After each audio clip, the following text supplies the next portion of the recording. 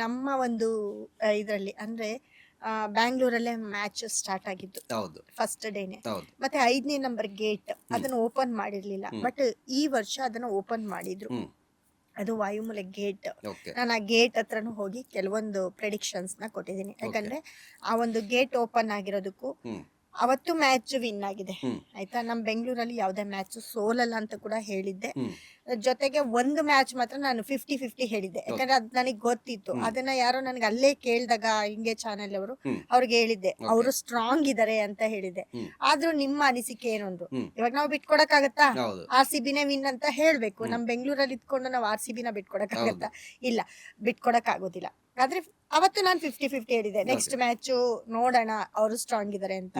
So ಅದೊಂದು match ಅವರು ಸೋತಿರ್ಬೋದು. ಆದ್ರೂ ಸ್ಟಾರ್ಟಿಂಗು ನಮ್ಮ ಒಂದು ಬೆಂಗಳೂರಲ್ಲಿ ಚಿನ್ನಸ್ವಾಮಿ ಕ್ರೀಡಾಂಗಣದಲ್ಲಿ ಈ ಒಂದು ಗೇಟ್ ವೈಬ್ರೇಷನ್ ನಾನು ಅವತ್ತೇ ಹೇಳಿದೆ.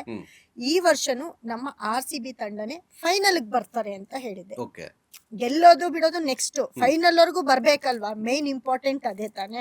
ಎಲ್ಲಾ ಮ್ಯಾಚ್ ಎಲ್ಲರೂ ಆಡ್ತಾರೆ, ಫೈನಲ್ಗೆ ಯಾರು ಹೋಗ್ತಾರೆ ಯಾರಿಲ್ಲ ಅನ್ನೋದು ಇಂಪಾರ್ಟೆಂಟ್ ಆಗಿದೆ. ಫೈನಲ್ಗೆ ಬರ್ತಾರೆ ಅಂತ ಹೇಳಿದೆ, ಅದೇ ರೀತಿ ಫೈನಲ್ಗೂ ಕೂಡ ಬಂದಿದ್ದಾರೆ.